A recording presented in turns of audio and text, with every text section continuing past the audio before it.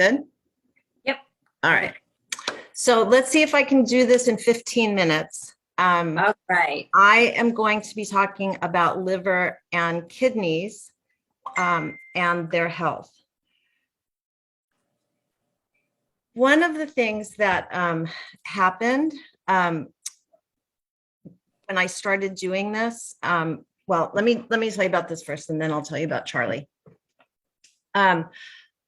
I am not a veterinarian. I am a passionate mom who loves helping people learn about natural options for their family members. And those are two-legged and four-legged. I use evidence-based research. I have no chemistry type of brain. I just know what works and what doesn't work. And when I find something that works, I have to pass it on to other people so that they know that they have other options. We do not treat, diagnose, or cure anything. This is presented so that you can look into it yourself, and we encourage everyone to do their own research and get educated on the things that we talk about. And this information is not to replace your vet's advice, but only for you to look at as additional options for your pet.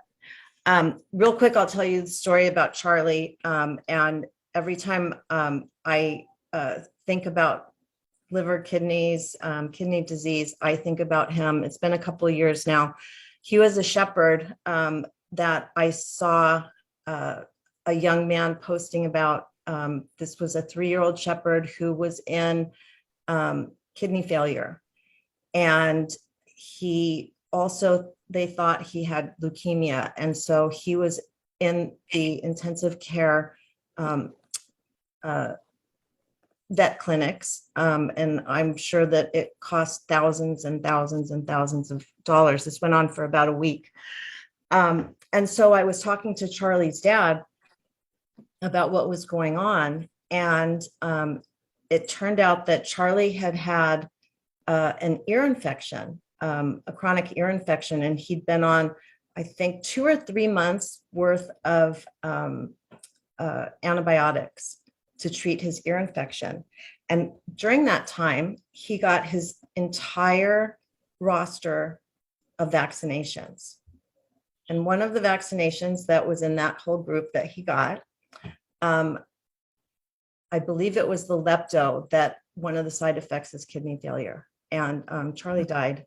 He was 3 years old. And there was no reason for him to die. And I cried because it's those things that we trust our practitioners to know everything. And in fact, it's really important for us to know what's going on and speak for them, be their advocate, and help keep them safe. So I love doing these little classes because I get to learn more about things that I don't know a lot about. The liver, boy, oh boy, does it do a lot of stuff, and it's really important. I knew that it filtered toxins from the body, but it also metabolizes nutrients from our food and helps produce energy. It fights infection in our blood. It produces clotting factors for our blood, which is really important. Bile, we all know about bile. It produces bile, which is a compound needed to digest fat and to absorb some really important vitamins. Did you know that the liver produces most of the proteins in the body? Who knew? Yeah. And it prevents shortages of nutrients by storing vitamins, minerals, and sugar. So liver is really a very important organ, not just for filtering toxins. It does a whole bunch of stuff. When there's liver disease, the liver can no longer filter the blood and eliminate toxins from the body, which means that those toxins that it had been filtering can now go into other areas of the body, including the brain, which is why liver disease can result in seizures. So these are all the different things that can damage the liver. We know that they damage other things too, but they have a direct effect on the liver. All of the pesticides that we talk about, medications, chemical cleaners, or fragrances that we have, fragrance products in our home, like air fresheners or even body lotions, vaccinations, the tattoo or microchip. Some of the things we don't have control over. I have rescue dogs that get microchipped at the shelter, and they tattoo them when they fix them. So the things that we can control, though, like the food additives, processed food, pesticides in our lawns, and the pest preventatives, we're going to do that. We're going to find other ways to take care of those issues without adding more toxins. Liver disease, the early stage, there's not much in the way of symptoms, but in the later stages, some of them I wouldn't attribute to liver disease, like diarrhea, constipation, vomiting. So any sort of gastrointestinal problems, loss of appetite, weight loss, urination changes, personality changes, skin problems, which, we talk about skin problems a lot. And if it's being caused by the liver, then we're going to be looking at a different way to approach it. And then, like I said, it can also cause seizures. All right, so that was the liver. Now we're on to the kidneys. This is what my boy Victor died from. He had one of his kidneys had a lot of cancer, and we were not able to treat him quickly enough to get it out before it diseased his whole body. So the kidneys are responsible for producing vitamin D, which we all know how important vitamin D is. It removes waste from the blood. It balances the fluid in the body, which is really interesting. So it has a lot to do with hydration. If you're not hydrated, then your kidneys are going to be working overtime. And then it also helps make red blood cells. So there's two types of kidney disease. There's the chronic kidney failure, which normally happens as a result of age. The older you get, the more toxins you're exposed to, the harder it is for your body to keep doing the things that it's supposed to be doing. So a lot of different symptoms with the chronic kidney failure: excessive thirst, blood in the urine, large or small kidneys, fluid retention, bad breath, ulcers in the mouth, lots of different things that the dog could present with that could be an indication of kidney disease, which then can lead to kidney failure. And I just need to say, one of our pups, Bullet, is dealing with kidney disease because his numbers are elevated. But kidney failure is a whole different thing. It's when you're at the end of the spectrum. So we want to catch it when we're dealing with it as a disease and reverse it. Okay, and then the other kidney failure is acute, and that's as a result of ingesting some sort of medication or poison that would result in the kidneys going into failure. So another reason not to let the pups roam around and have stuff out that they could ingest, including sugar-free gum, because that's a big one that can really be really serious and fatal. And I just wanted to make sure we touched on this. Kidney stones is another issue that can happen that can cause a lot of problems. Obviously, very painful. So the things that we're going to talk about are going to be able to help with the kidney stones as well as the other causes of kidney disease. So different causes of kidney failure could be a urinary blockage. So if there's a blockage, that could cause the kidneys to stop being able to work. There's certain medications like the one that Charlie got that will put them in kidney failure. Kidney disease, which is what we have been talking about, and in most cases, it's old age, but old age is just a lot of time being exposed to toxins. Lymphoma, genetics, and diabetes. So we want to keep our pups as healthy as possible and eliminate as many triggers from their environment so that they have a better quality of life and a better chance of not developing these issues.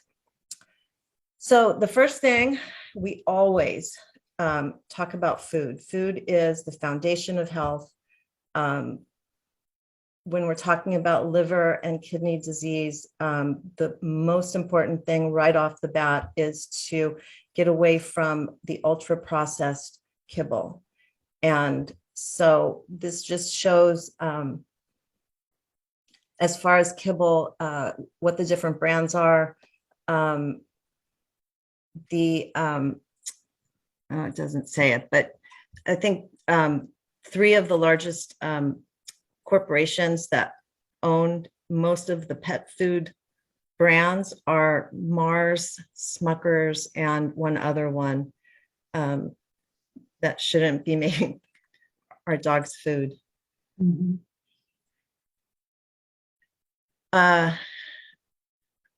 Kidney failure is mostly due to toxic pet foods. And one of the things about processed pet foods is that they have, because of the way that they're stored and because they have fat in them, animal fat, it becomes rancid. And so day in and day out, our animals are eating spoiled fat along with all of the preservatives and whatever else is in the food. So it's really, really important. Medicine is not healthcare. Food is healthcare. So we want to look to our sources of fresh food to help repair the body. And I just thought this was great because these are the kinds of things that are helpful anyway. But sprouts, lemon and apple cider vinegar, greens, eating liver supports liver health. And I think it's a homeopathic philosophy that whatever it is that your body is struggling with, if you introduce that into the body, it can help repair it. Fermented foods we know are great, and then dairy foods may or may not be good. Okay, so it's really, really important to reduce as much as possible, but eliminate if you can, the pesticides because they're poison. And so the heartworm, the flea and tick, the deworming, all of those things can have really serious effects on our animals. And then also if you're applying a pesticide to your lawn. Our animals are getting more of that than we are because they lay in it, they walk in it without shoes on, so it absorbs through their paws and goes into their bloodstream. And then the last thing, responsibly vaccinate. Marty Goldstein is one of the premier holistic veterinarians. He talks a lot about doing things better for our animals. And he says that vaccines justly credited as the tamers of disease epidemics, are nevertheless the leading killers of dogs and cats in America today. And the schedule that we have now of annual vaccinations has really turned the dial up on that. So where before it was every 3 years, now it's every year, and we just continue to pump toxins into our pets' bodies, and we don't need to. You need to look at the duration of immunity, and for the different core vaccinations that are required, many of them have durations of immunity of 7 or more years. So that's why we like to do titers, which is simply a blood test that shows how much immunity is in the body. And in some cases, the titer test will show that there's immunity for some of these vaccinations for 15 years. So that's an important way to help protect the liver and kidneys. So I just came up with some different products that would help when you're dealing with liver disease. The most important thing for the liver disease is the Zendocrine Detoxification. Copaiba is an adaptogen, so it kind of goes in the body and finds where it needs help and works on that. Helps support the immune system, the digestive system, and the nervous system. Lemon is fantastic for detoxification, and you can put that in their water. Fennel, great digestive support. And then DDR prime is really good for, it's a damaged DNA repair is what DDR stands for. So that really helps the body to recover. If there's any type of infection with the liver, On Guard Plus soft gels are good. And then we want to help their emotional support. And so we would diffuse either cheer or citrus bliss. And then for kidney disease, again, we have the Zendocrine, the complex, and the essential oil blend. Frankincense is cellular rejuvenation. And so that's going to help the body repair. Copaiba, again, is going to go in and find where it's needed. And then Juniper Berry is the one that we always go to when there's any sort of kidney or urinary tract infection. So Juniper Berry is really important when you're dealing with any sort of kidney related issue. The omega-3s are really important for this, as well as hydration. So being able to continue to flush things through and out of the kidneys to get that disease out. And then a proper diet. This is not what the diet would be, but just to show that a specific fresh food diet is going to make as much difference as the supplements and the essential oils. And then Forgive is the emotional support diffusing oil that can help emotionally support your animal who's dealing with this. So that is what I put together. And